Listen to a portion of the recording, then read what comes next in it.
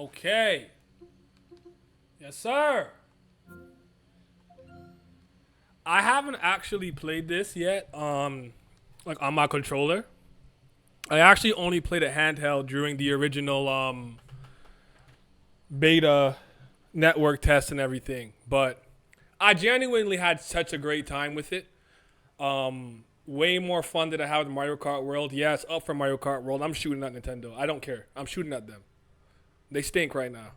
That final episode of X was so good. Just wish it was gonna be longer than 2 seasons. My favorite animated season for sure. I definitely think it's animated. Well, it's I know they did a lot of collaborative work with, from my understanding, some Japanese animators and studios, but it's a Danhua. Technically, it's a Chinese animation, and like, you're a first time chatter, welcome. Hope you stay.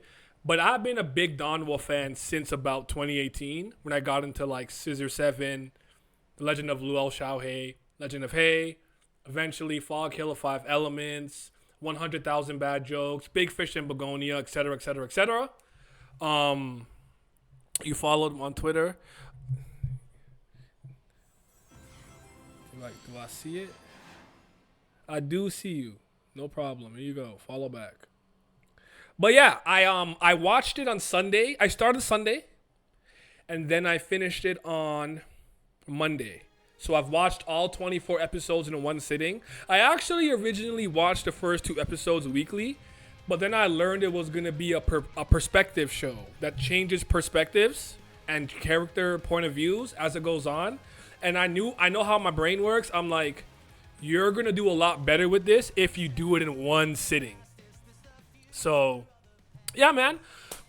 There's no online for this, and I do know there's no Extreme Gears and only 4 characters, so I'll just kind of be doing Grand Prix racing and just kind of acclimating myself with the cars and different gadgets. But I want to talk about 2B Hero X while we speak about it. And for anybody who's like initiated, I want to ask you guys who your favorite characters are. For me, for storytelling, whether I'm reading something, watching something, playing something, listening to something, characters are the thing that I tend to care about the most. And it took me a while in this show to solidify who my favorite characters were, which is interesting. Usually, I kind of have an inclination, maybe based off the opening and what I know, or I gravitate quickly to somebody. But this show was a show that after I finished it, if someone was like, hey, who's your favorite character? I would have been like, I don't know. I don't have an answer for you yet. I think I've developed the top 3 right now, thinking about it, preparing to talk about it today, but yeah, I want to know. So I'll say Mosha, Ghostblade, is probably my favorite character. After Mosha, I'm going to go X. Little generic, I know. I'm going to go X. I'm going to play the tutorial again because I don't remember. Then after X, if it's not Queen, I actually am going to go with the commoner. What's his name? Lin Ling, the commoner. And I actually would say that he had my favorite story arc. I know it's the first one. I'm not necessarily saying it's the best, but it moved me. Like, him, nice, self-deleting. Nice. Oh, Big Chief, what's up? I was just saying right now, like, just to catch you up, I was saying that I finished the show and didn't even know who my favorite character was for a long time, but I think I have a top 3 right now. Mosha, a.k.a. Ghostblade. I think Mosha sounds so much more fire. Then I'll probably go with X. Nigga, snap your fingers. Do your step. He's so fucking raw. Then I gotta go with Lin Ling.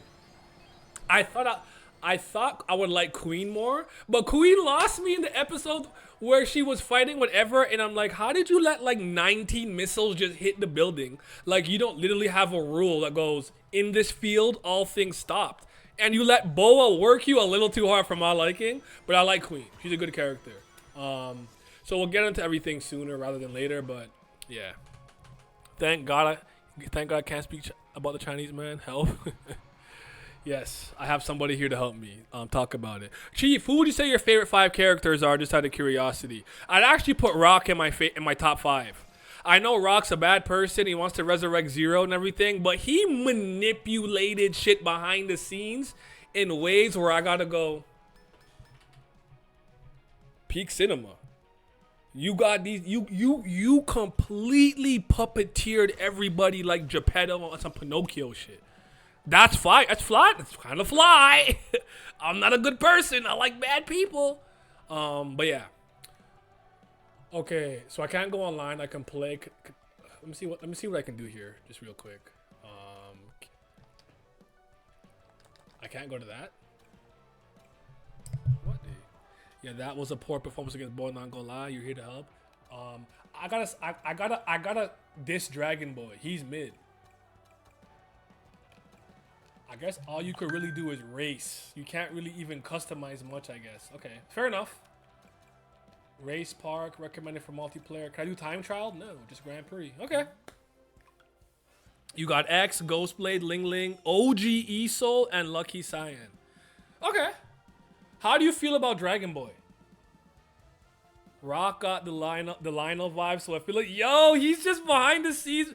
Like, for, do you remember what the second ESOL's real name is? The guy who became the second ESOL. I don't remember his real name. And he liked the girl and the rich. He didn't let the rich guy die, but because he hesitated for a quick second, he didn't make it on time. What's his name? What's his name? I like most of the characters, to be honest. It's tough to pick favorites. I think Yang, Queen, X, and Lin Ling are some highlights for you. Yang Chen. Yang Chen and Lin Ling's stories are, to me, was almost a perfect way to start this show. I'm not even defending him. I'm not saying I like the character necessarily, but their story arcs seem so similar. Nobodies who end up kind of replacing a hero. Nice, although he becomes a commoner, then he becomes a new ESOL.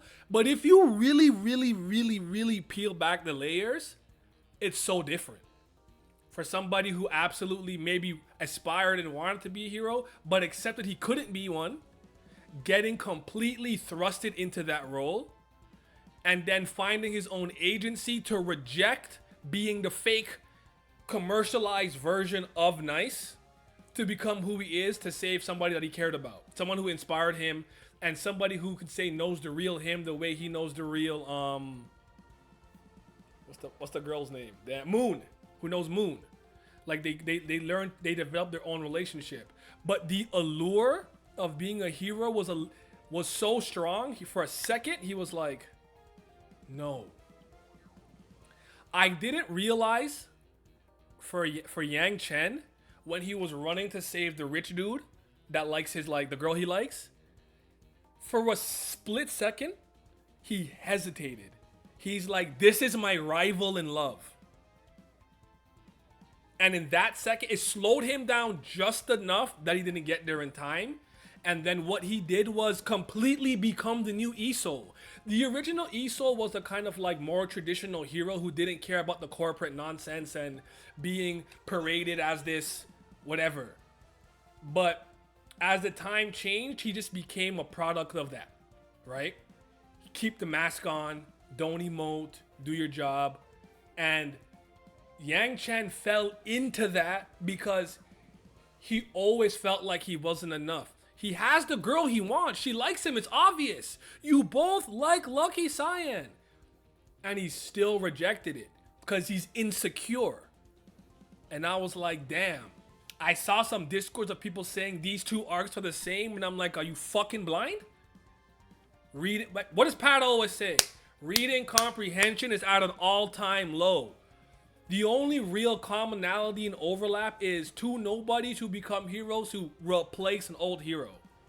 But the minutiae, so different. So good.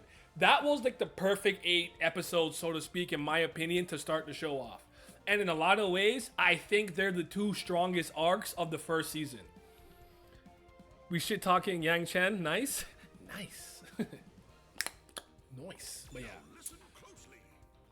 Yeah. Super Racer. Oh yeah, I get Super Sonic. Give me Super Shadow too though. I think at first it was just insecurity, but by the end, Yang Chen was moved by guilt too. I think so. I think there's guilt there. There's guilt. There's insecurity. There's never feeling like you're enough. So what I'm gonna do is become another corporate hero, hide myself in the mask and the persona of Isol, because being Isol is better than being Yang Chen. I thought that was powerful. Now let me talk some shit. I don't like anything Dragon Boy did. Dragon Boy did not move me in any capacity. I understood immediately he had the turn pain into power gimmick. And I'm hoping in the second season he moves me. But I honestly thought, I saw him in the opening. We'll talk about the opening in a second. The opening is so fucking powerful. That's one of the first openings in a long time that directly correlate to the narrative of the show. Powerful shit. Okay, so I can only use Sonic, Tails, Knuckles, and Amy. Oh, Blaze, my glorious queen. Where is she? Soon! No, not yet. You guys took away Shadow from me. Why? They took away Shadow from me. Okay, can I really only just do Grand Prix though? Like just dead ass? Let me just make sure I'm not tripping. No, can't customize, can't this, can't that. Only extras? Okay, fair enough. Him saying that he didn't like Lucky Cyan pissed me off so goddamn much. Like, you had your opportunity. I fumbled, but not that badly. He felt like he was missing his backstory. He felt like he was missing a backstory. Same with X. I hope X gets more backstory next season. But I think X... You see, the difference between X and Dragon Boy is I think X is meant to be an enigma. A hero who came out of nowhere, who was manipulated by some of the fate that was being manipulated by Rock, who is completely against the corporatism. He has no manager, no company behind him, just a really, really sick ability and probably an individualistic mindset to do what he thinks is right, which makes him dangerous, and he's an enigma. We're not supposed to understand him yet. That's purposeful, so that didn't bother me. Dragon Boy, I'm like, okay, you're gonna use him to resurrect Zero? This is Rock's man? Oh, he's like, oh, I'm fucking trash, and I'm like, bro, you did not cook. I thought he was ass. Again, season 2, Dragon Ball will probably come into his own, and we'll see what he does with that. I have one last criticism or nitpick. It's not that I think it was a bad episode, but Ahu, the detective noir dog, he came too late for my liking. Can I modify? Okay, I can modify a little bit. Okay. I could do a little bit. I'll do that later though. I'll just try Sonic out normally. We'll start with the first one. Knuckles. Oh, what was I gonna say? Yeah. So Dragon Boy, I think we'll get more shine later on, but yeah. So in Ahu's episode, right? I think it came a little too late. I think it's episode like 22, 23, and I was just like, yo, this dog that I've seen in the opening has not showed up yet. When are you bringing him into like the show? And if anyone knows me, like, I could be a little bit weird about animal characters and whatnot, but I enjoyed the episode, but I personally wished it came earlier, but knowing that it directly connects to him and X working together in the last episode, and that one little special they had where he clocked out of work, he was getting his like little juice, and then Ahu's like, bark, help me, bark, and he helps him. I get it. It directly ties into that last episode where X is just flexing on everybody, but it just felt like an episode I wish came a lot earlier for me on a personal level. But I like Ahu. Ahu is probably my nicest. Nice is my least favorite in the top 10. Then Ahu's probably 8. Yeah, I thought it was interesting how certain characters had more episodes to explore their backstory compared to the characters like Ahu just got one. Ultimately, since I knew it was gonna be more than one season, I could understand why. Can I can't add any gadgets? Take off steering assist. Okay, so this is empty. Okay, so I gotta re-get my thing up. I'll stick with I'll try Air Expert. Quicker tricks. One thing I thought was funny how they had to tiptoe around censorship for homosexual characters. The OG Nice and his very good friend Oh Lu Liao and Wang Nuono. I actually got homoerotic vibes from it, but because I like kind of know how China portrays things, I wasn't sure they were going that route. So I guess you kind of saw it the way that I saw it. It was kind of funny. It was like, oh, there's really, really, really, really close chums, and it's like, I know he goes back door. I know he does. When it comes to dogs, if you're not Shelby, you want borrowed time tonight. There's gotta be another dog that I like. There's gotta be. There's a few cats that I fuck with, obviously. There's gotta be another puppy in fiction that I fuck with. I can't be this anti-PETA. See, I love my girl's dog. What were your thoughts on Science arc? Oh, let's get this. Let's get the Lucky Cyan. I thought it was really good. I think she's one of the better written characters and one of the more characters that embody what I believe it is to be a true hero. Can I actually forgot to change the options in the camera dynamic and stuff? Can I do that in mid-race? When Nice's friend first shows up, there's a rainbow sticker on his fridge too. Oh, word? I didn't notice that. I didn't catch that. I'm gonna watch it again with my girl, so I'll be able to catch a few more things, and then I'm gonna make the video essay on it. Lucky Science arc, I think, is one of the best arcs in the series. I think it's like top 4, top 3 even. Her just being a product of, it was actually interesting, the flip of like, no, your luck is based on other people's misfortune, but it's like, no. On that plane, when it was crashing, and I just love how everything fucking intersected with Vortex, the Johnnies, Lucky Cyan. Such a good interconnection.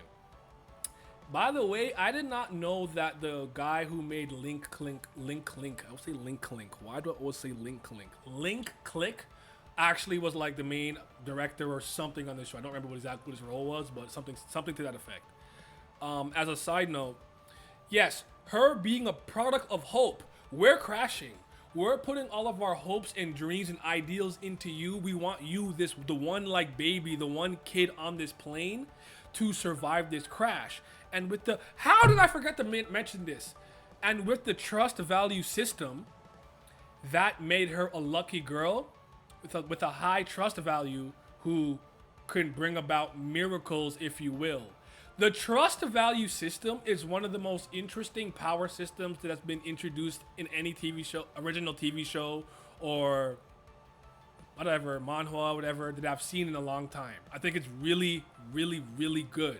Like, imagine I'm like a famous soccer player and there's some tragedy that happens and I blitz the bad guy, like kick a ball at him, and they're like, oh, he's so fast, like he never stops, like he's always moving.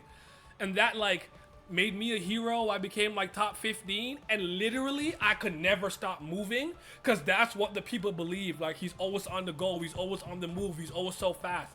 Like, the fireman dude could literally not sit down, bro.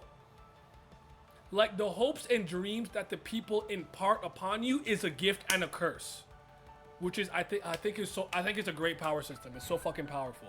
So that hope and luck being put into Lucky Cyan, that she becomes the miracle and she's like the priest of the church, of the orphanage, and that eventually evolves into her wanting to leave and her friend having maybe a hex power, he's more unlucky. I thought it was great. And I love how she befriends Queen and gets Queen out of her little depressive episode, and then also becomes friends with both of the Johnnies. The Johnnies are personally not my favorite characters, but on a very personal level, I respect the writing around them. What's his dad's name again? The healer, who used to be X. That was powerful stuff. And then that ties into Moshe, Ghostblade. And Ghostblade killed him. Oh, dude. This show was fucking good, man. It was good. I thought I would like it, but I thought it might be a little bit of a style over substance type of show for me. And I ended up being it's fucking both. It's all of it's incredible. Okay, so drifting with cars is really different. Okay, I need my fucking extreme gear, bro. I need my extreme gear. I'm playing on the slowest thing right now because I gotta remember how to play. So, yeah. Oh, you do tricks way faster with this shit on. Okay.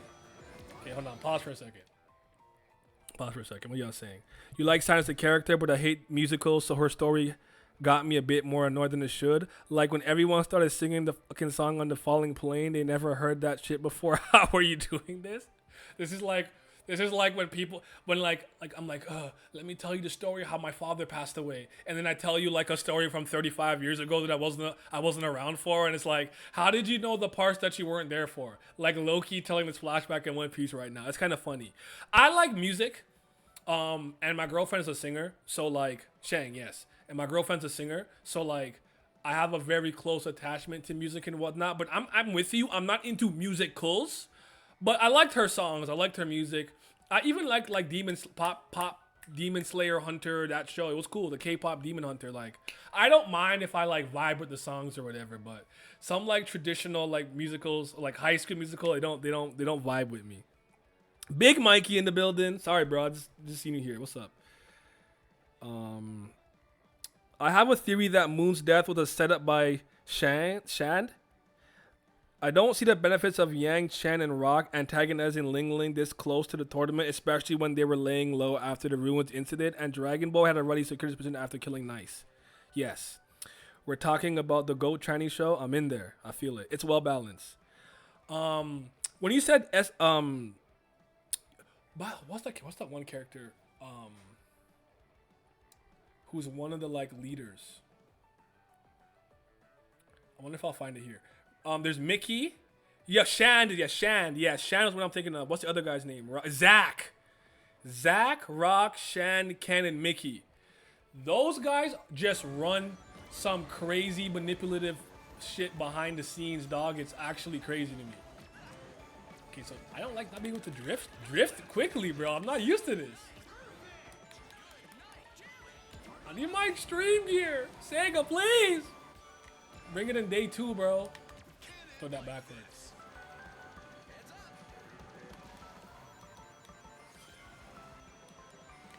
I feel so slow without my... I be boosting. Oh, fuck. Okay, we're gonna go here. Who behind me? That was my choice to make. You said, is the TOG game show today? Yes, I posted it in the Discord. Shang Di. Killing Smile, I mean. They're evil as fuck, but they are. And I thought Mickey was a good guy. Not Mickey. Is it Mickey I'm thinking of? No. What's the reporter guy's name? The reporter. Liu Zhen. He's Queen's mother. Mother is crazy. Queen's father, I didn't know that originally. That was they're all low-key kind of shady. Okay, what else? Ghostblade's story and Lolly's story was very interesting to me.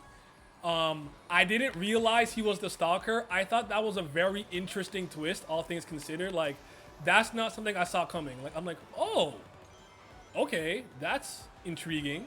And I'm like, he's another hero who's a byproduct of like it's a gift and a curse. Like, yes, you're number 5, Moshe, but now because people think you're this cool, silent butcher who's sick with knives, you can't even speak or express yourself. So the interesting thing about his story is that it starts off as someone who's like, I can't fucking stand noise. And on God, I felt him. He's like, my family's big as hell, and I never had a moment of peace. Everyone's so goddamn loud all the time. And he, just by a quirk of fate and doing his job, he became a hero, right? How does this thing work again? It gets bigger and bigger, right? Will it blow up and hurt me though? I forgot how this shit works. I'm just throwing it back. I'm scared. Sorry, I can't do this at the same time. Queen's dad, yeah, it was obvious if you're watching it in English. Oh, I watched it in Chinese. Leo Lee and Ghostblade are my 2 favorites, man. I feel that. The X-Fate sequence showing Queen's father morphing into the masked fear researcher surprised me a bit. I had a feeling it was him. I think it's like the one thing I caught.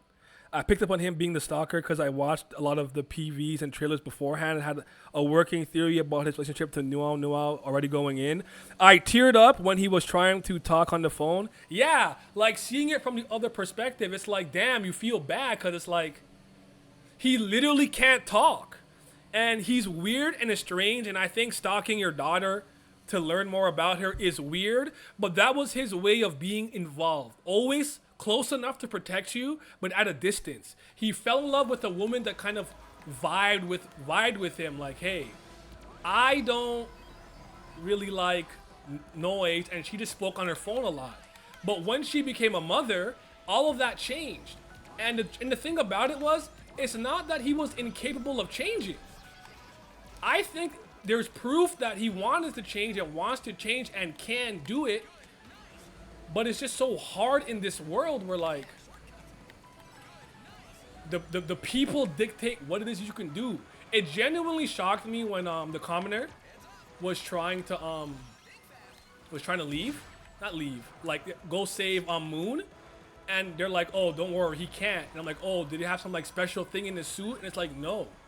If the people decide, no, don't go, you can't do it, it affects what you can do. And I'm like, I would hate to be a hero on this show. Or if I was one, I have to be so self-independent on some X shit. Cause what the hell am I supposed to do about that? Like, imagine not being able to sit down, bro. That man got a poop standing up. He can't even bust a squat. Oh shit. I think he always had issues and didn't speak, but the trust value made it worse and fully irreversible. 100% agree. I like Ghostblade for sure. A bit more mixed on Loli though. I can't say that Loli's one of my favorite characters. I respect it. I think her story with her father and mother and everything is very interesting, but I can't say that I'm like, you know, like whatever, like I love it to that degree. So yeah. I like Ghostblade. Wait, I'm thinking on him breaking away from the MG and the Ghostblade moniker in season 2. You start talking again. I like that. I like that idea. They legit had him passing out, bro. Yeah, and he lost to Isol. And like the one time in life where I think he started to feel remorse and guilt for somebody he killed that didn't deserve it necessarily. He tried to protect the Johnnies, and lost, which is funny. I should do this more often. I really should be playing games way more often and talking about some of my favorite shows and everything going on. But by the way, this is definitely animation of the year to me from a TV standpoint, from a show standpoint, episodic standpoint. I really like Lord of Mysteries. I'm not done yet. I got a few episodes yet, so I don't talk about it yet. I'll circle back to it, but I don't think it's gonna beat out this show. And Legend of Hate 2 is the best animated movie I've seen all year for me. Ghostblade's wife should have given him more time. The trust probably amplified his aversion to noise. That's the thing. I think if she had given him time or allowed him to maybe think through the process, she would have understood what bothered him was not giving up his... This is my interpretation. I don't think he minded being a father or being a family with her. It was the idea of moving back with his family in all of those niggas in the same household. Then he's like, hell no, too noisy, I'm not going back to that, and in a panic attack. And I think she misinterpreted what he was freaking out about. And I think he would have been able to be like, hey, we're having Thanksgiving, I'm gonna pull up. But to live with them constantly, he can't go back to that. And I think she should have gave him, I'm with you, she should have given him more time to figure that out, yo. I gotta go back to quick charge level 1 and see how this works. I really like that Lioli's arc is centered around going against the flow. I do. It's amazing. It's amazing, man. Corey, who are some of your favorite characters? Mikey too. Tell me who like your top 3 to top 5 favorite characters are. I mentioned it earlier. I said my favorite characters are Lin Ling, X. Ghostblade, X, and Lin Ling are my favorite. And then I'd probably put Rock at 4. And at 5, who would my 5th favorite character probably be? Probably Queen. But Queen just really pissed me off for an episode. But probably Queen. And Dragon Ball I have to warm up to. He didn't move me. I wanted to like Smile. Smile kind of looked like a more traditional DC, Marvel, Image Comics kind of superhero to me. So I'm like, okay, Nice is somebody I want to like too, but I'm like, you're a piece of shit. Like, the more I learned about Nice, the less I like Nice. The commoner, I fuck with him. He's cool. But the actual OG Nice, I'm like, you don't have a clue what you're doing. Hey, you're just out here doing shit. You're just trying. Your favorite characters are Sonic, Shadow, and Knuckles. My favorite characters are Shadow, Eggman, Blaze, Surge or Tenric, and probably If You Buck Knuckles. He should have whipped out the notepad, yo. Ling Ling. Yes, Ling Ling. My Ling Ling, Luoli, X, Ghostblade, and Sign, I guess, in no particular order. I feel that. That's respectable. I like that. I like that. I can't wait to have this full game, bro. I'm gonna go so hard. But I don't know how to use cars. I literally didn't use a car. I'm lying. When the demo for this first came out, you see, getting that boost so quickly is so good to me. I need that. I used extreme gears only. I only used a vehicle when I played as Eggman. With Eggman, I have no problem using a car. But even when I used to play Sega Racing Transform, All-Star Transform, I never used Sonic characters. I always used Jet Set Radio ones. So I have to take this opportunity to get used to the cars though. So I'm gonna try to learn. But I'm an extreme gear kid, bro. I was a Sonic Riders kid. Sonic Riders was my jam back in the day, bro. I'm gonna try Knuckles after, and then Amy. I think Amy has the good handling. Oh shit, that's a fucking blue shell type item. What do you guys say? Frenzy?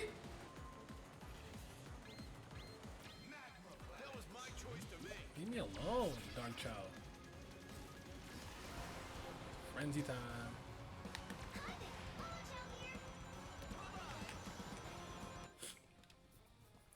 Nice breaking point being Ahu was so hilarious to me. The only ranking in my books is I carry about my books is Yang Chen being last. How did he get booted out? But hey, I have a question. Was anybody kind of confused with Nice's story? Because it looks like Nice is alive in the latest episode, right? Maybe he was resurrected with fear. Maybe like some shenanigans are going on, but like I was a little confused. I'm not gonna hold you. I was like, but I realized that chronologically it wasn't telling stuff in order, so that was a little bit of my fault. Like, okay, I had the chronology a little bit wrong, and that's okay. But it was just a little confusing at one point to me before I figured it out. But it looked to me like Esol got booted out of the top 10 somehow. Like, it was interesting. It was interesting. This is a good show. I don't know when the second season's gonna come. I predict 2027 probably, because this does not look like an easy project to put together, and I wouldn't want it to be rushed in any capacity. I want them to take their time with it. But holy moly, gee whiz, man. I didn't even get to the animation yet and how beautiful it was. Now, people are saying it has a lot of arcane in it. I fucking hate League of Legends with all my heart and soul. Like pure vitriol I have for League of Legends. No, I didn't play it. I hate League of Legends because when that game came out, my friends stopped hanging out with me, and all they did was play League. And they wouldn't hang out. And all they would do is bitch and whine about the game and say it's ass. I used that way too early, eh? Fuck. Way too early. I used both my defensive items too like a moron. So they're saying there's a lot of like arcane animation in there, but if you've been paying attention, as far as I'm concerned, China has been putting out so much quality for so long that you shouldn't be shocked by a good show coming out from their country. And I love the 3D like more CGI animation, then switching to the more traditional like traditional. I still think it's digital, like hand-drawn digital, but it's really, really good. And then let's talk about X for a little bit. Actually, no, I'm not done with Lolly, but we'll talk about X in a second. You were very confused. Were you surprised at X? I thought that was a cool twist. I was shocked. But his face was cracked. You know what really shocked me? You know why it was hard for me? Because, oh no, it's Lin Ling who got pushed out of the top 10. Okay. What shocked me about it was I'm like, why? I didn't really get to see the public reactions to that. Like, how was this dude here? How was he alive? How is he still doing what he's doing? Like, that's what kind of surprised me about it. Like, I thought they'd be like, what? Nice is alive? Like, I thought the commoner, blah, blah. Because I didn't see that, it was hard for me to kind of wrap my head around it just a little bit, just a tad. Oh yeah, that last scene was the hook for the next season, 100%. If you look at the S and S reactions popping up with the question mark in the even the universe, people are confused what X means. Okay, then I have to look carefully again. I wouldn't say that. It's very stylized, especially for 3D. That's why I love it even more. By the way, ad break, but my top 3 are X, Luau Lee, and Ghostblade. Lin Ling would be a close 4th. No, Lin Ling was in the top 10 in the ending scene. Esol was one. So Esol was the one who got okay. So Esol. And Nice's face was cracked. They showed a quick social media post on FOMO that showed it, by the way.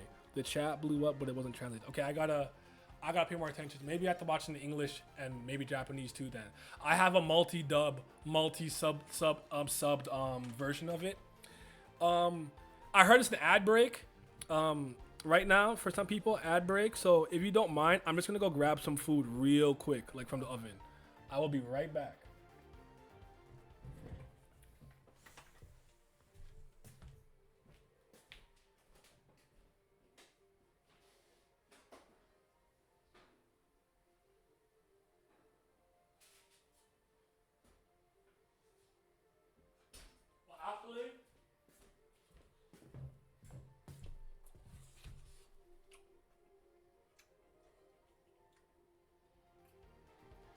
It needs like 5 minutes. It needs like 5 minutes. I'm on. I don't know if you're here still. Here, Simi. I'm on my Vince gimmick. Chicken tendies. Can't go wrong with chicken tendies. Tell Vince I understand it now. I don't know. What else is here?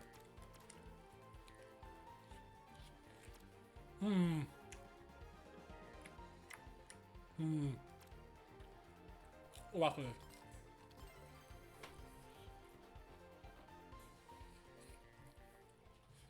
Okay. The question. Do I still eat the bones? Yeah. For chicken wings, yeah. I do. The question for you guys. For my 2B Hero X people.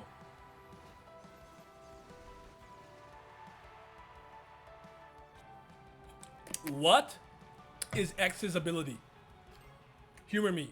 What is your interpretation of what X's ability is before I give what I think? I don't know that I'm right. I'm interested to know what you guys think. But yeah, I eat the whole bird, bro. I eat the whole bird. Everyone thinks it's fucking weird, but I'm like, listen, man. I paid for the chicken. I'm gonna eat the whole chicken. Okay? Who gonna stop me? Hey, man. Knuckles, you bitch ass nigga. Pussy boy. Bye. I need collision boost so badly. So badly. Yes, sir. Boosto. We in plane mode. I mean, boat mode. Let me get that. Yes, sir. Can't get that one yet. Yes, it can, Knuckles. Cause I'm the GOAT. You think it's reality manipulation? Okay. Interesting. Anybody else got a guess? Or just whatever you think? Let's go random. Nah, bacon. No, it wasn't. You ugly. You honestly have no clue. Some sort of bending of fabric in space, but clearly not time warping since you can't bring back Smile, it looks like. The official description is dimension at his fingertips and that he breaks dimensions by snapping his fingers. I said I did see that today. Budget manipulation. My interpretation is that he literally changes the perspective of everyone and everything. I think everything everyone said makes sense. I think reality manipulation slash dimensional manipulation is like where I was leaning. So when you're like 2D in like the wall or whatever, you're actually in a different dimension. But it also looks like he can control the physics, and he like turned the car into like fabric. So I'm wondering if like it really, because I think if it's reality, he should be pretty much unstoppable. So I think it's like whatever one tier under true reality manipulation is, where it's like I could completely mess with maybe the laws of physics and multiple dimensions at once, putting you in a video game world, putting me in the wall where you can't hit me, putting you back on the wall, snap my fingers. Oh, you're all falling from the sky. Like it's so crazy. And like did you guys catch this? I didn't catch this. My friend told me this. I went back and caught it once, but I didn't catch it every time. If you look at every time the animation changes, if you actually listen, apparently you'll always hear a snap. So even when it's like the nice arc in the beginning, and it changes when he calls her my goddess and he's fighting, apparently if you listen close enough, you'll hear a snap. And I'm like, that's interesting. Because originally, even though I kind of knew based on like the promo material and like the trailer, like he snaps and does stuff, I thought the animation style was maybe more representative of like action moments and like a change in emotion perspective or something along those lines, depending on the episode. However, when it stayed kind of 2D for a while and not 3D, I was like wondering if maybe the different animation styles are similar timelines but different. I feel like there could be some timeline shenanigans, not on some SIU pull it out my crease in my ass bullshit that he did last time. I'm not sure yet, but it could just be a dimensional thing, which I thought could be interesting. So I want to see more, but yeah, man, it was so fucking dope. You notice that the snaps are in a lot of them, yeah. Oh, I'm gonna check that. Yeah, let me know if I'm right. I caught it in like maybe episode like 20 something, but I don't know if it's in every single time it happened, including Esol versus Esol. I originally thought the change in animation was indicative of whether it was the past or the present. Oh, that's interesting. I didn't have that thought. I wonder why I didn't have that thought. Anywho's, I can't praise this show enough, man. Oh shit. I think it's so fucking good. Okay. We starting this race off a little wonky. A little bad. That's okay. We can get up. We can get up there. Oh yeah, I saw him now. Nuck if you buck. I have no fucking range though. I think 20 is my max for the time being. But yeah, what was I gonna say? X is a very interesting character. And for somebody who was so prominently promoted and in the opening, which I'll talk about after this, I thought the payoff to finally seeing him when it happened was totally worth the wait. I'm like, oh, they're giving it to us. Oh, this last episode's all about him. Like I thought actually I'm gonna have to wait till season 2 to really get more of what he is and what he's about. And I'm happy to say that that's not the case, which is super dope to me. Super dope. Yeah, he's a bit of an enigma character. We don't know much about him. We don't know what he's about, but I really like what he represents. To me, he represents like individualism to me right now. Like, I'm a hero who does things my own way on my own terms. I'm under no corporation. No company controls me. No one tells me how I can or can't be a hero. What the fuck, man? And I think that's fly. That's kind of fly. So shout out to him, man. Yes, that's exactly just what I needed. Wait, I didn't get it? Why not?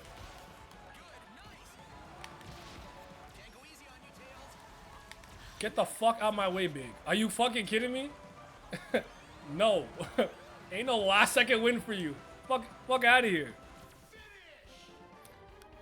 My guess is that is that the past before X got his powers is why it stayed 2D for a long time. That makes a lot of sense, Mikey. I like that theory. That makes a lot of sense to me. Because he didn't start getting his powers until he met Cyan that one time. Yes, he did say that maybe his career started before that, but that was like the start of his like hero career. You're right. Him starting off the tournament by revealing his true identity was so cool. I think that's going to lead to season 2 starting us off with his backstory. Oh, we'll start with it. Interesting. Technically, Ghostblade should be an independent hero as well at this point. He should. He should because he left. But isn't he? He's in the tournament too, though, if I remember correctly. He's in the tournament. Did you guys watch this show on a week-to-week basis? Did you watch it when you could? Did you binge it? How long did you know about the show? Because I remember when I think maybe as early as 2023, when I first saw the promotional material for this, and I'm like, this is just based off the animation. I'm into this. But what I found very intriguing with the last episode is I felt that the opening of the anime of the Danhua, actually kind of in a lot of ways symbolizes, represents, and shows us what's happening in the show. And it's one of those, okay, put it this way. Once you have the context of what happens in the season and you watch the opening, I feel like the opening almost kind of like, you're like, oh, you're spoiling the whole show kind of in a way. Where it's like, the opening almost explains a lot, but you don't understand it until you go through it, which I thought was really good. The song is fire. The song is fire. Inertia goes crazy. I only started skipping the opening around episode like 18. But it was so good I couldn't skip it. I gotta be the hero. Oh my god, bro. You watched it weekly, then rewatched each arc with a couple of friends. I even watched the 2 other 2B Hero series, even if they're not connected to BT Hero X. What's the one with the guy who can tell the girl's butt size just by his toilet seats? That's the one that I saw a little bit of. I didn't see the other one. I plan on going back though. I do plan on going back. Yeah, it doesn't spoil the show, but has so much information, like all the holders of the X title in the end. Yes. You watched weekly until the end of Queen's arc, took a break, then came back during the Ruins incident. And all of the hero themes are solid. Indeed. That's the first one. Okay. Question. How do we feel about Queen and Boa? I'm gonna just grab my food real quick. How do we feel about Queen and Boa? How do we feel about that?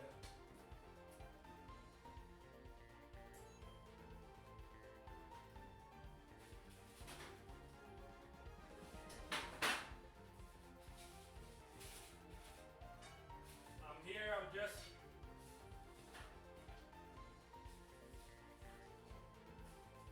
my food. Hungry as hell, boy. Hungry as hell.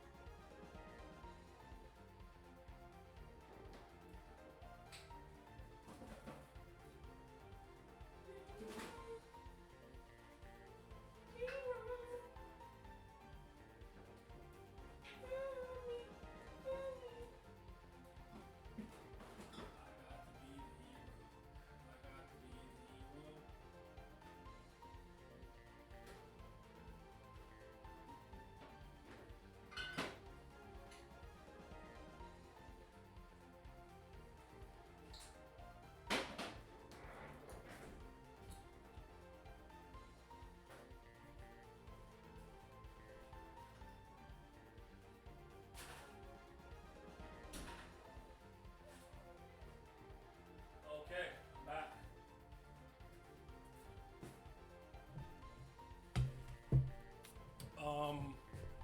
Boba was a character I thought was gonna be way more important. The one we didn't get was what the fuck, that random guy in the hidden frame when he snaps his fingers at the end of the opening. Continuum is also fire. Yes, the ending is also fire. That's also the one I saw a little bit of. The one where the main character becomes fat. Okay. I really like Kui and her dynamic with Boa personally. Great fight. I thought Kui should have performed a little better though. Do you think it's because at that point Boa had like the power of fear maybe? fine as fuck. I do think Boa unironically got more of a backstory than Queen in her own arc, but I think Queen has a lot of potential in season 2 once we get her full backstory and I see the connection with her dad being head of Spotlight and being explored more. Queen and Boa are a good example of the negative effects the ranking fights can have on the heroes, which makes sense if you consider the association is doing it in part to contain the heroes. I like Queen. She is telling the world her goals, and that young moved me. I also feel for Boa. Fuck Mickey for telling her to step down after she worked hard for the title, which is crazy. Cause I'll be like, nah, bro, you gotta beat my ass. But I like Boa.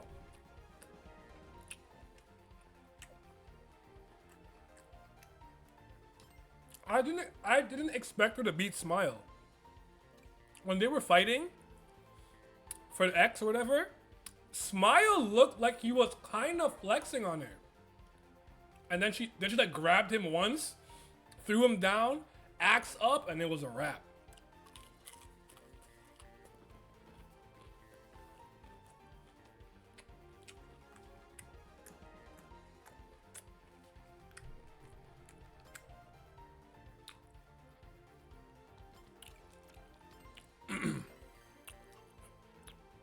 Fear-induced Boa was probably the strongest showing of fear that we saw. What about DJ Shindig, whatever his name was? And the worst part is Queen didn't even want the title to be handed to her. She was fully willing to fight for it, but Mickey had to be an ass. Agreed. I think that was why Queen struggled so much against her. Okay. I think Smile lost because at one point in the fight he stopped smiling and he said himself that his power can't reach his max when he's not smiling. So she got, oh yes, that's true. Against Dragon Boy. When Nice put the fear in him. You're right.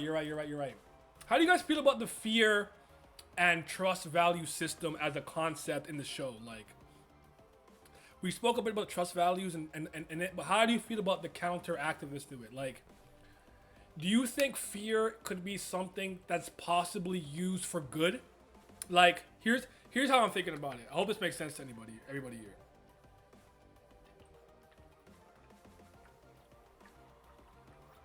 When I first played Kingdom Hearts, right? My favorite character in Kingdom Hearts is Riku, right? Now, obviously, light and darkness are, you know, yin and yang, two sides of the same coin, right? Darkness is usually evil, bad, blackness, whatever, where light and stuff is usually associated with righteousness, holiness, etc. However, in Kingdom Hearts specifically, I would argue there are characters that are light users that are bad people. I think the master, what's his name? Not Xehanort. Ericus? I thought he was an asshole. And even though he used the power of light or was on the light side or lightness denizen, he was an ass. Riku, after getting manipulated and going through his character arc, finding a little bit of a midway point, the road to dawn, and then also being a darkness user, to me, light and dark in Kingdom Hearts were literally just two forces that you could tap into depending on maybe your personality, but I could be a person who uses darkness, but I'm not evil. You get what I'm saying? And conversely, someone could be like, oh, I use the power of light, but they're evil, or I'm not a good person. And I'm wondering if fear is something similar. Like, could somebody who doesn't maybe trust the value system maybe tap into the system of fear, but stay a hero or be a hero? Or maybe is there like almost like a Sinbad, Maggie the Magic Labyrinth type of situation where Sinbad was a complete balance of darkness and light rooks, like little butterfly things. Like, do you think, is there a path there? Do you guys see where I'm going with this, or do you think I'm bugging? Like what do you guys think? Because that's something I've been thinking about. Like, I wonder if there could be a pathway to like using fear for good, if you could maybe control it or if you can handle it. If you get what I'm saying.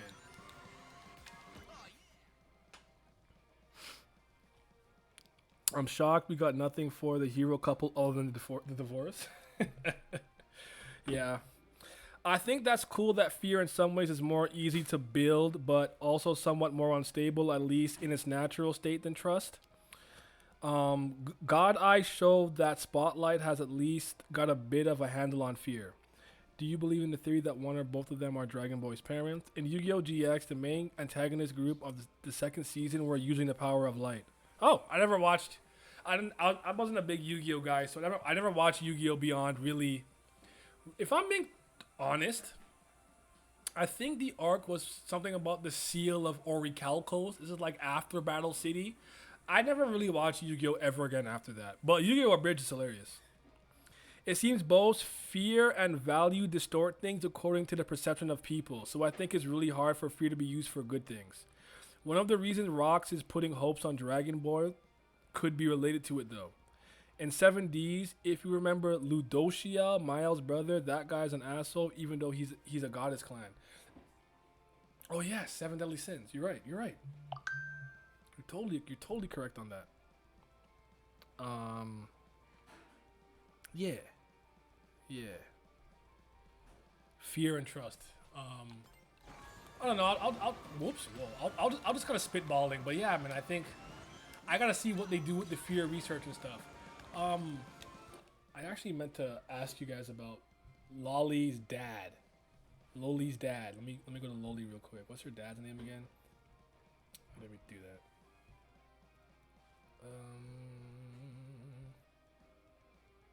Luo Tong. I didn't hate him.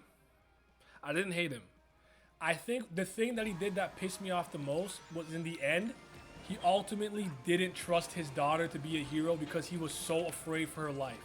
And I don't think that makes him a bad person. I think he's a bad father for not being present. Despite his research being super important and essential, I think that's where his biggest fallings and failings are. But ultimately, the way that I interpreted it is when he's like, okay, come to the lab. It's like, I kind of want to keep an eye on you. I want to protect you, but you're still a very brilliant mechanic, and you should be focusing on that instead of trying to be a hero.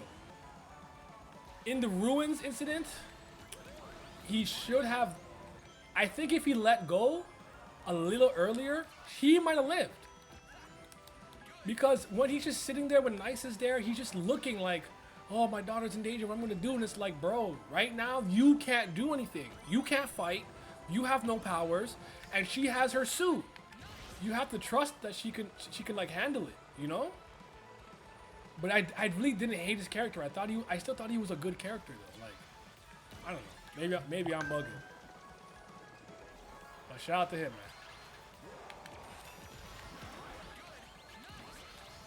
Bro, there's no way everyone's trying to attack me all at the same time right now. Like, relax. Do you guys see that? Why did everybody just fire all the weapons at me? On my face, man. He seemed like a chill dude overall. He was naive at points, but his heart was in the right place. Even for Ghostblade, he was like, yeah, Ghostblade, listen, you can't do that. But if you really like her, he tried to like open, you know what I mean? Like, I don't think he was a bad, malicious dude. He was just like a scientist way too engrossed in his work and neglected his family as a result of that. It seemed like the mother understood and didn't take it personally. But his daughter was like, bro, you're not even in my life. Like, you don't even know anything about me. But I felt like he was proud of her from a research and intellectual, cerebral horsepower standpoint, and proud of her in certain ways. But he was just so afraid to let her go to be a hero that it ultimately caused his own death. That's how I interpreted it, at least. Again, I want to watch it again and like really like pay attention and take some notes for my video essay.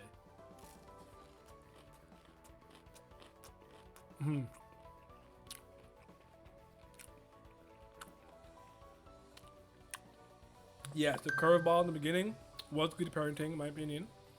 I think him not outright shutting down her passion for invention was good, but should have really let her stand out. But like, what father wants their 16-year-old to be a superhero? It's dangerous, right?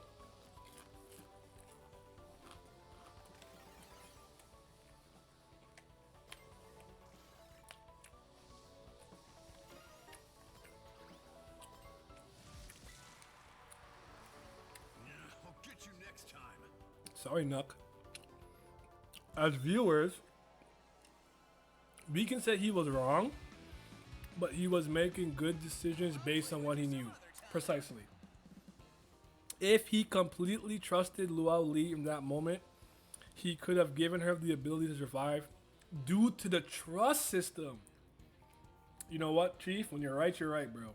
I forgot about that point for a second. Fair enough.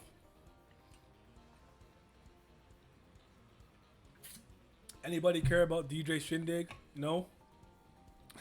I thought his ability was cool. I liked his ability to manipulate people with dance. And he used to be he used to be X, which is crazy.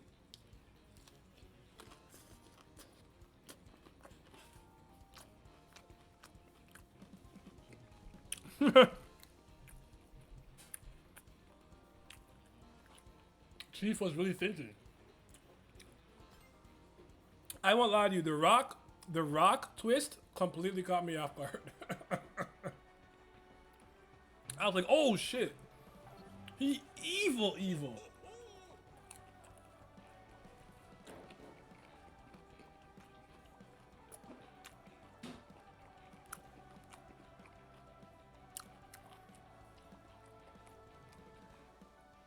I'm with you, Corey. As somebody who works with these larger corporations, I think he knew there was a lot of shadiness, and that was probably part of the reason he never wanted his daughter to be a part of that. Rock is a sick man, but he's sick, man. Master manipulator. You gotta respect it. He black? No, he's not. Cut it out, Chief. No, he's not. That is an Asian man with a 10.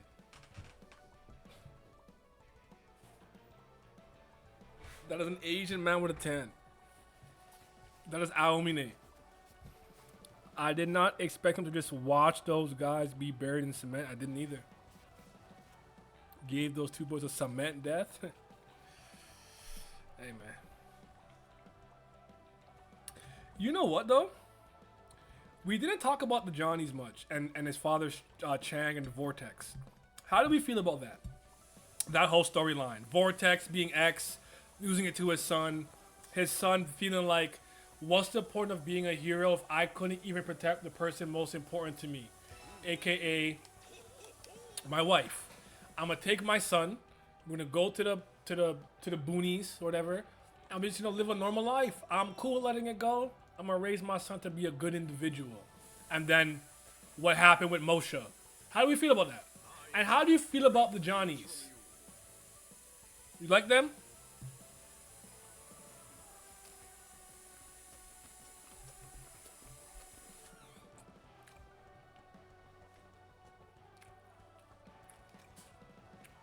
Really?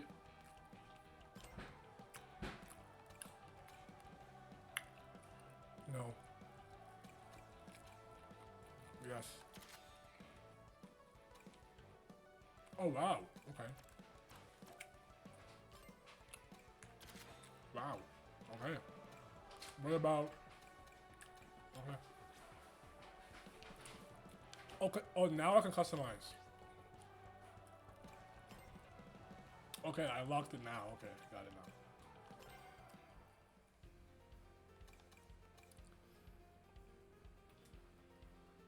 You're completely in the thing. You were not hiding. You were not stealthy. You were not hiding. Just letting you know. Sure, I'll have slice. Thank you. There's a black person though. Remember the boxer, the visionary wash. Yes, at the beginning he like he can punch people's memories away or whatever. That guy. Yeah. I gotta try Amy. See how the handling works. See, I can turn better. Shang had the right idea, but too much faith in the idea people wouldn't bother them at all. Yeah. That his mistake was thinking that if he left gracefully, the world that he was a part of wouldn't come back to interrupt the world that he's created now. And he was unfortunately very incorrect. It felt like an incomplete story there. The focus was on Johnny and his story was complete, but we got a glimpse of a bigger story from his father in Vortex. I'm with you. Thought his arc was solid and liked the Johnnies, just not as much as the other characters from the first half of the story. I'm not big on the Johnnies either, but I think they're well written. Johnnies are cool, but I think the payoff still hasn't hit because we need the shoe to drop with him finding out Ghostblade killed Shang. I'm with you. I'm with you. I'm with you. Thank you.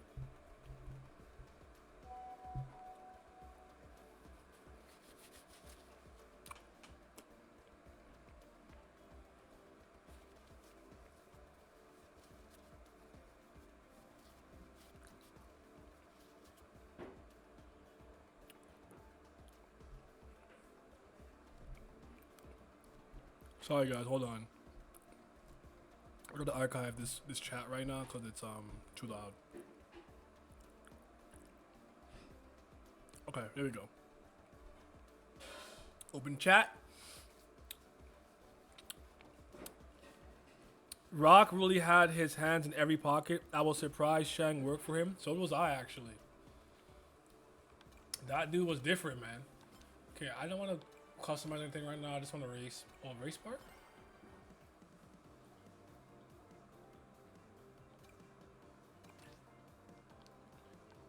Okay, so why did you let me do? Wait, can I do time trial too now? Finally, I can. Okay, let me do.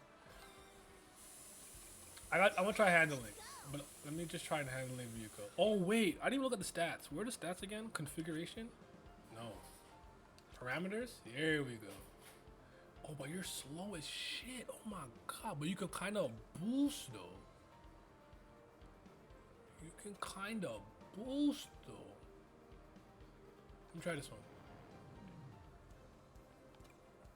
We'll go high speed.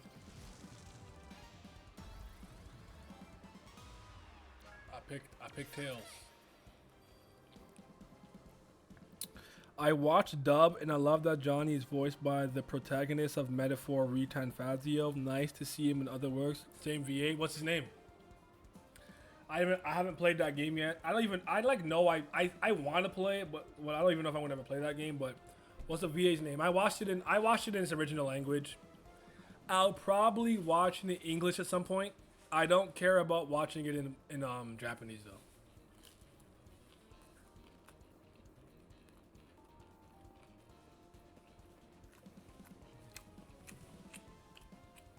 Caleb Yen.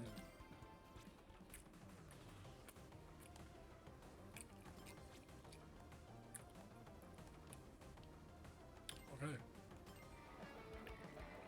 Wait, what am I in?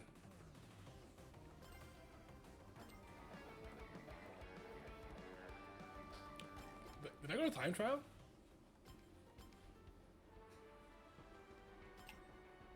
What? I just won a Grand Prix. What's going on?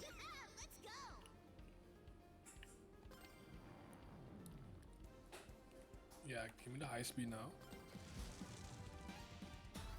Oh wait, no, I'm just stupid. Never mind. I'm not paying attention. That's my fault. Boom. Yes, I know. Leave me alone.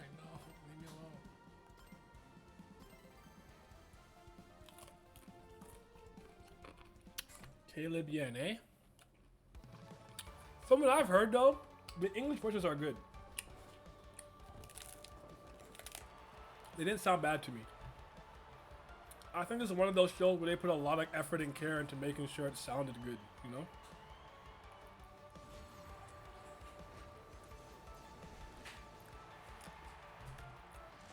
I'm a pro with any and every vehicle. No hard feelings when I come in first, alright? I've been driving as long as you've been flying. Don't count me out yet.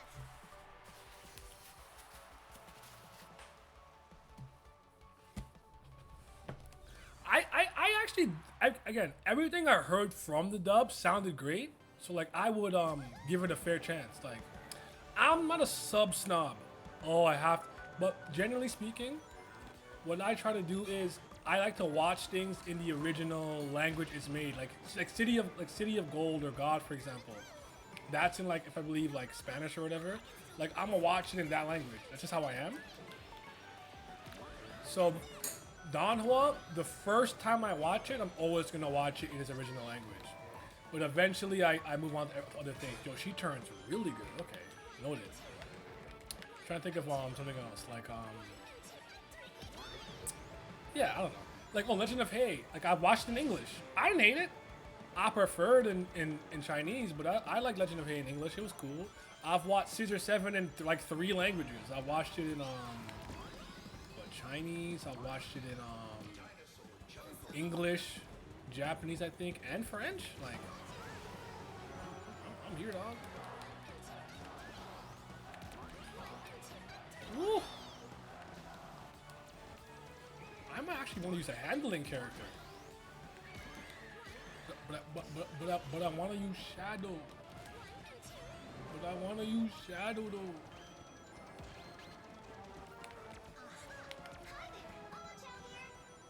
I don't watch out.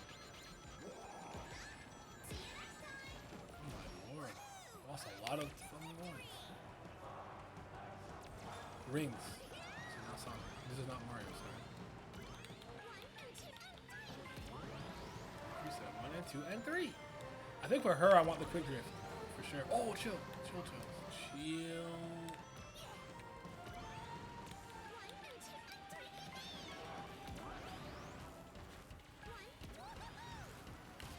Tails, you're not getting away from me.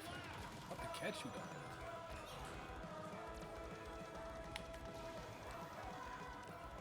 Can't lose now. Sorry, Tails. Oh, fuck. Is that so, Amy? This game has a lot of I gotta get used to like the items in this game, and until my whole gadget system is opened up, I actually feel like I'm not racing at my best capacity because I'm actually, oh my lord, why, I'm not even the first, chill. Yeah. No problem. I can still do this. No, you can't. Give up. Sorry, Tails. Quit. Is that so, Amy? Yes. Quit. Give up. You can't win. Leave me alone. Leave me alone. Come on. Come on. Okay, sorry, y'all. Chinese and English are both great. City of God is in Portuguese. Sorry, Brazilian. My bad. My bad. I had a moment there. City of God is better in Portuguese. I feel like there's certain animes that are better. They're actually so iconic in dub. I can't watch them in sub. Stein Gate's a big example for me. I actually... Death Note I preferred English than Japanese. Dragon Ball I grew up with in English. I learned to appreciate it in Japanese, but I actually still kind of prefer it in English. So I'm kind of with you. I'm with you. Danganronpa is a game that I like in both languages pretty much equally. Like Sword wa Shigaoyo. No, that's wrong. Like I like them both. Like I've never been a snob. Like I have to watch it in Japan. Like I don't. If it's good, and you don't mess up the script, I'm cool. My biggest problem with a lot of dubs is the script. Like One Piece is not the greatest necessarily, but it's mostly just the Dragon Ball cast. But I'm just like, my problem with you guys is your script is bad. So yeah. Wang no, I don't. Shout out to her, Ghostblade's daughter. I want to see more with Ghostblade and his family and stuff in the second season. What are some things that you guys are looking forward to seeing in the second season of To Be Hero X? Like, what are you looking forward to? Aside from maybe the hero tournament and like the fighting, like are you looking forward to like new characters, fleshing out of like certain ones like Ahu and X? Like, I really want to learn more about Ghostblade and Ghostblade's family and whatnot, and like see him maybe try to reconnect with his wife and, you know, not be so estranged from his daughter. You know what I mean?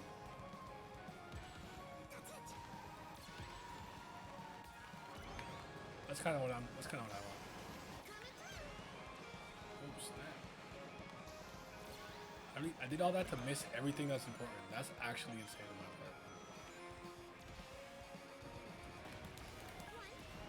What do you think is the source of X's power? I was initially under the assumption X was a personification of the title X itself, and that's why he's so powerful, but I'm wrong.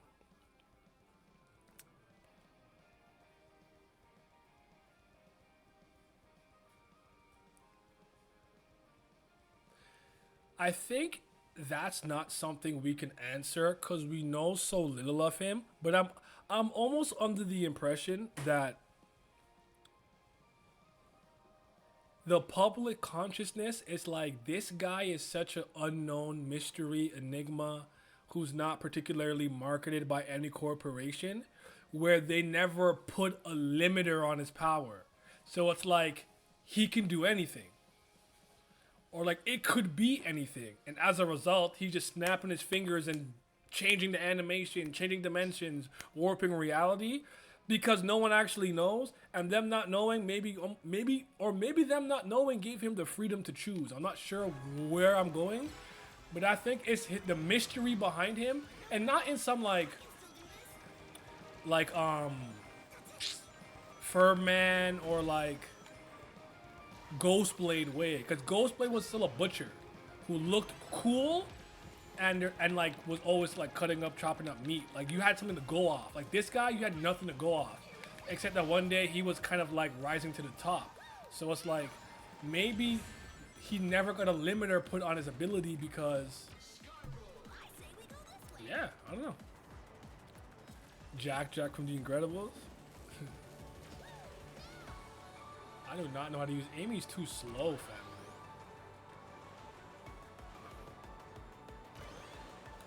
1, 2, and 3. What?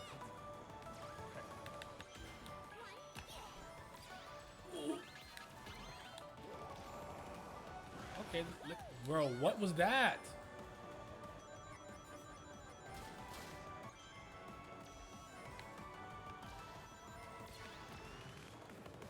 This guy's something like 14 to turn it.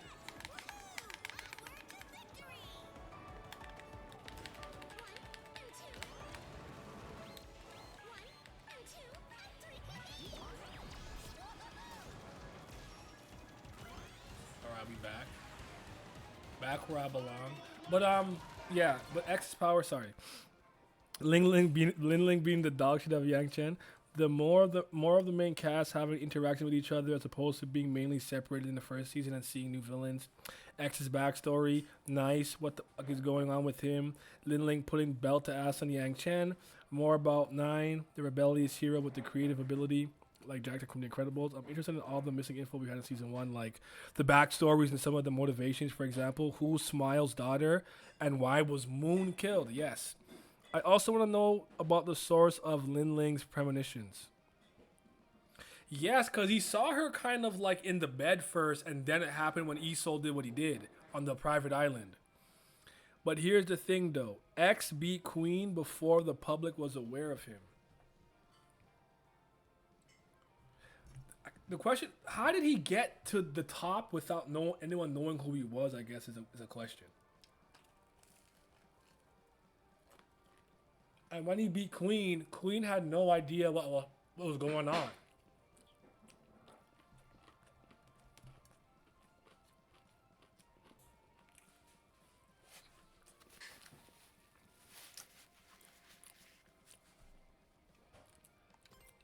I feel bad for Smile, by the way.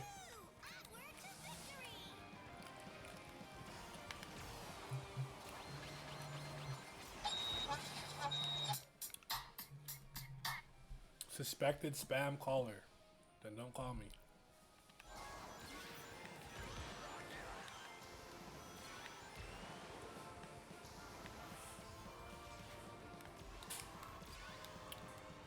I'm having a terrible race right now. No problem. I can still do this. Coming through. Come on. Where did you come from, Tails?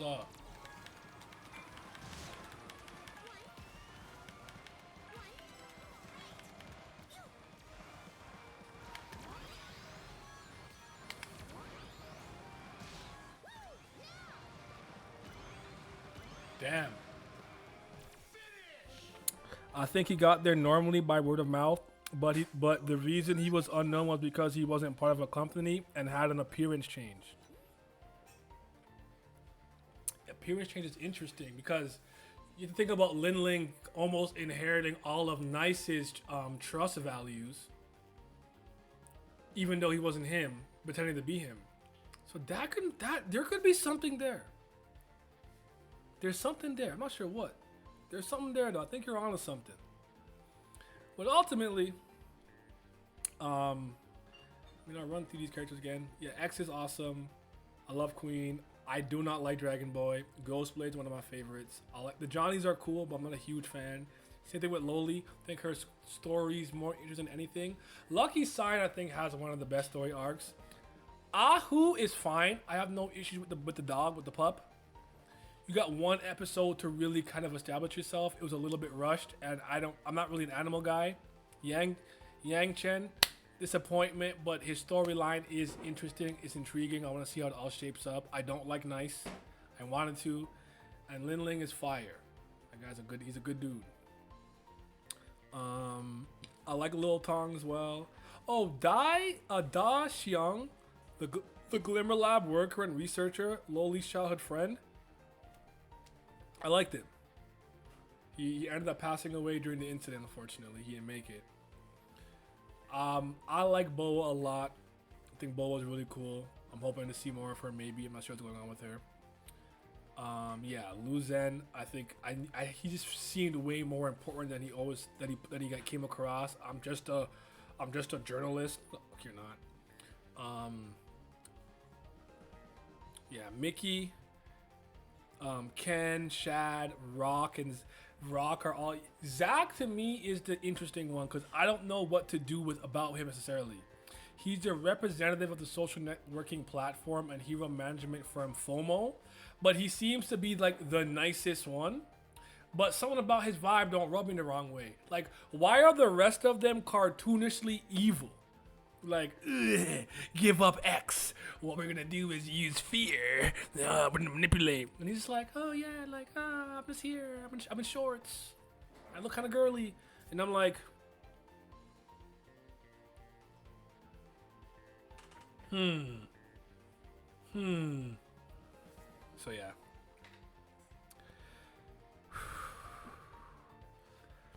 Is it possible X goes beyond stress values, like his powers aren't affected by it?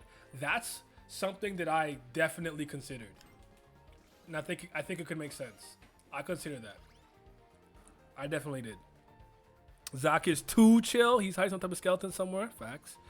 When I watched that with my friends and saw the first hit and went, bro, oh, he's dead. And then a guy kept hitting him. Yep. But yeah, man, I'm excited to see what comes next, though. Very good show.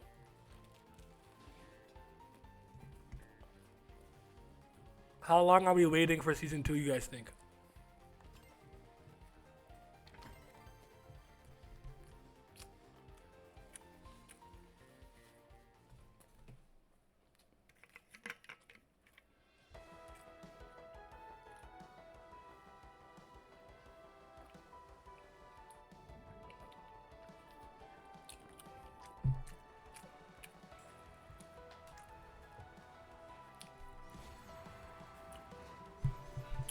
$2027, more like 2028.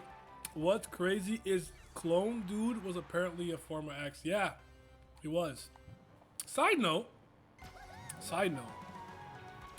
we did not talk about Zero enough for my liking. How do we feel about Zero, the first hero, being loved by the people, becoming a god, then starting to kill certain heroes who didn't agree with him, and then becoming like a demon because now people feared him? Does that move you? Are you interested to know more about Zero? Do you not care?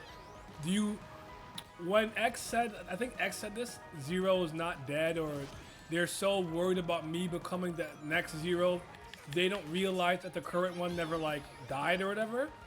Did you guys take that literally? Like literal, or more like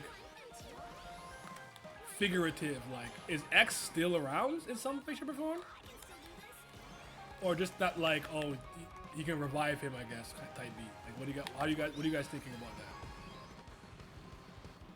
Cause Zero's interesting to me, but I don't know how much I still super care about it. You know what I mean? Like, I know it's integral to the story, but I don't know. We'll have to just see how it plays out. But and then E-Soul ultimately being the one that defeated him, right? I know it was a collaborative effort, but I think E-Soul used that one move that he used against the new E-Soul that like opens up his defenses, and I think that's why he like lost a hand or whatever the case may be. You see, she actually turns so fucking well, but I don't know what to do with this fucking. Stay in the air, stay in the air, dog. I don't know what to do with this terrible speed. Oh my god! Of course, a boom boom is now, dog. Leave me alone. We took it figuratively. Very interested in Zero. I expect him to be more focused in season 2. I'm very interested in Zero. I want to see more from him, especially because of E-Soul. I see him as the trust system's biggest beneficiary and biggest victim. I feel that. I also think the idea of Zero being present is what X was referring to. Ah. Okay. Now we talking. Now we talking. But anyway, man, great show. I'm really happy I waited to binge it. I probably would have been more confused if I didn't, if I'm being honest. Especially with that night shit. The night shit threw me off. I'm like, yo, he's alive? What? Oh wait, oh no, this is the past. He didn't kill himself yet. Then I had to realize that the incident with the commoner was actually a lot more recent than it is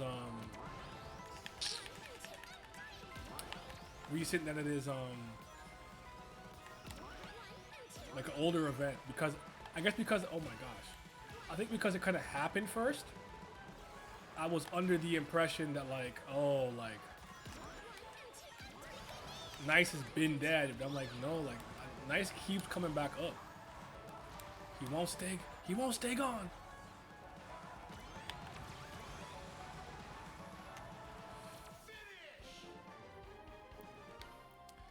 I like how hyper involved. I'm like hyper involved in this show, so I'll keep up with all the information. Well, where's the extra information? I know there's like little like side stories and music videos and stuff like that. Is that just it, or is it like the official website? Where do you get like additive info? Just out of curiosity. Week to week was fun, but the theorizing, but the binge definitely smoother overall. Feel it.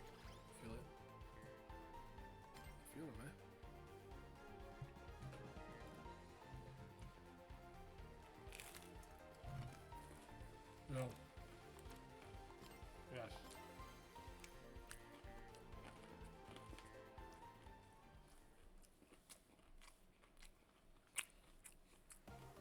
Best show of 2025? Yeah, who is she? Who the fuck is she? They post a little extra on the official accounts and people translating in the community. Okay. Tag me. Tag me on Twitter and those.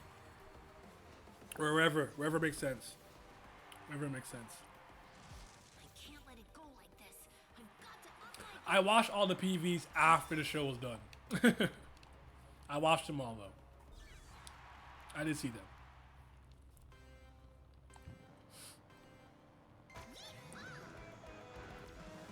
And when you find the thread, let me know. But what did I just ask?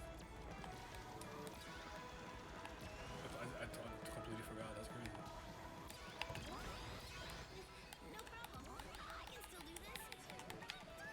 I don't know. You don't sound confident, Tails. You bitch ass nigga. After this Grand Prix is over, I'm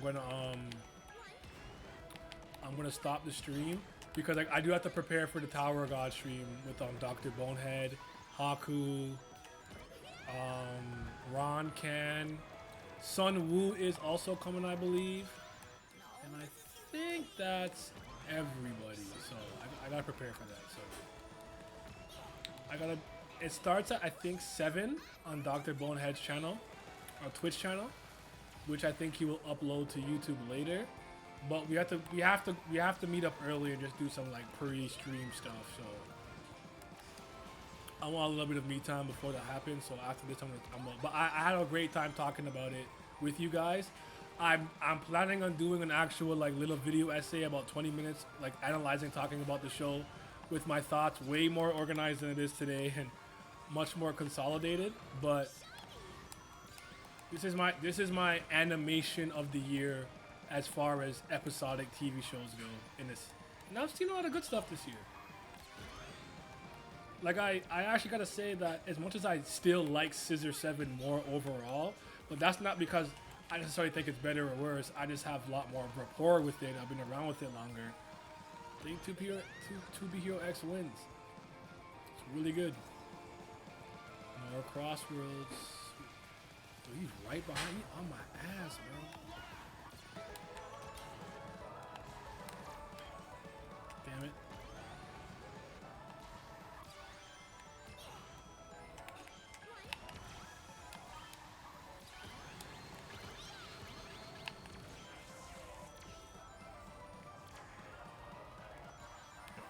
Items in this game are so broken.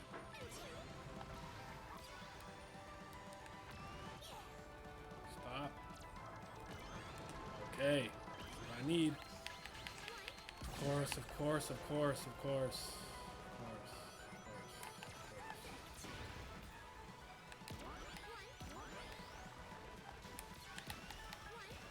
Give me a boost, please.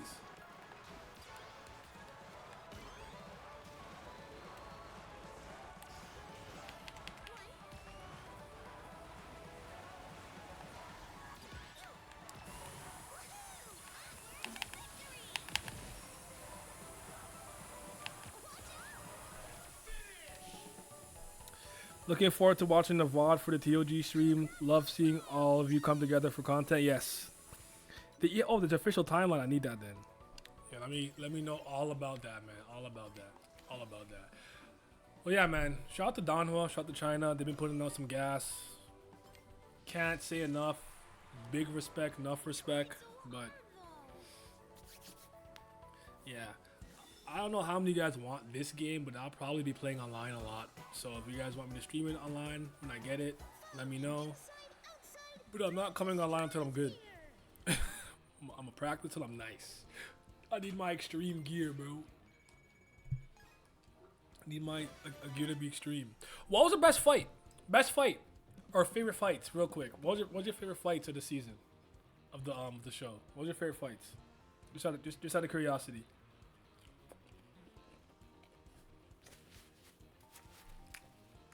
There was some great action in there. Hello, Lizard. I'm about to end the stream. You came late, and you're not watching To Be Hero X. You're reading Kingdom. To be bum. Why? Boo. Tomato. Boo.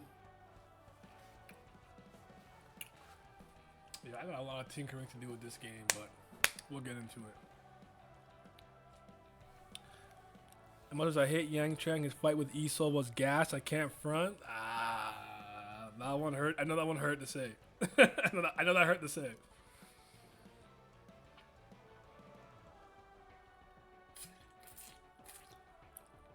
I'm sure my answer is hella basic,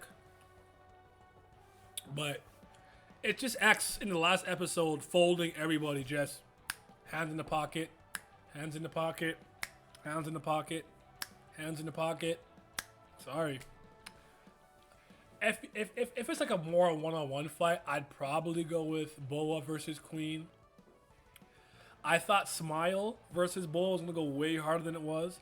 I actually thought Dragon Boy versus Smile was kind of mid with Nice there, but Nice versus like the guy who could like manipulate matter, that wasn't bad at all. That wasn't bad at all. Not mad at that one. It said the X fight is the low hanging fruit.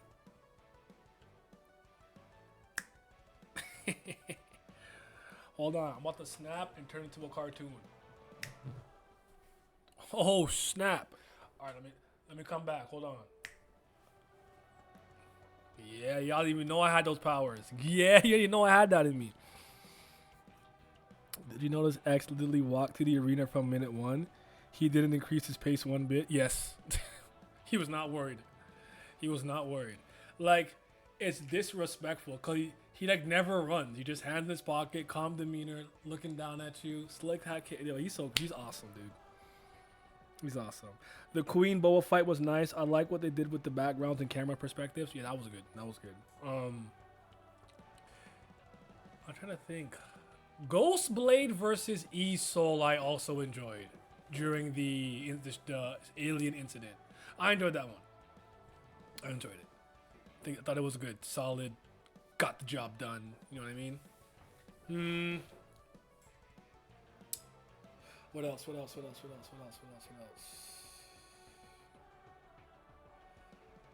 What about Lin Ling versus the God's Eye or whatever his name was? The guy who can see the truth or whatever. Even the first time when he fought like his old manager, which was kind of the first action sequence we got, that wasn't bad. I didn't dislike it. Smile versus Dragon was pretty cool, I thought. I didn't like it that much. You know what? I'll rewatch it. Let me get back to you on that one. I might just be hating on Dragon Boy and didn't appreciate the fight for what it was, but yeah. Especially the last part after her father gets killed, the desperation and anger when she's hitting him. Leoli versus Nice was more of a struggle, but unloved. What the hell happened? You love that one? Yeah, that one was kind of hard to watch at the end too, because of what happened. Yeah.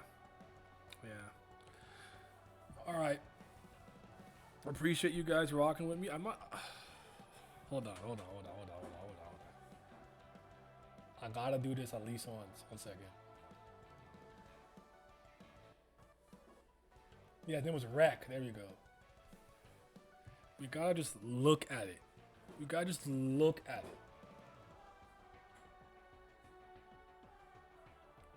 Fred Curley? What the hell are you doing, bro?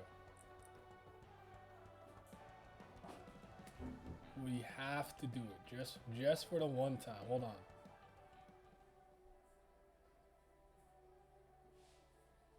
Real quick.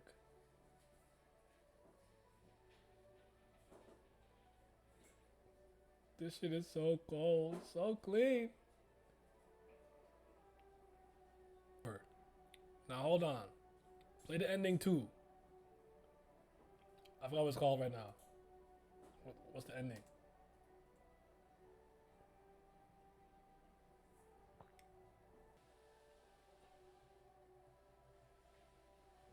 Yeah, buddy. Yeah, this is a world that if I couldn't be a complete and total utter individual and not be beholden to the trust value system, couldn't do it. I couldn't do it.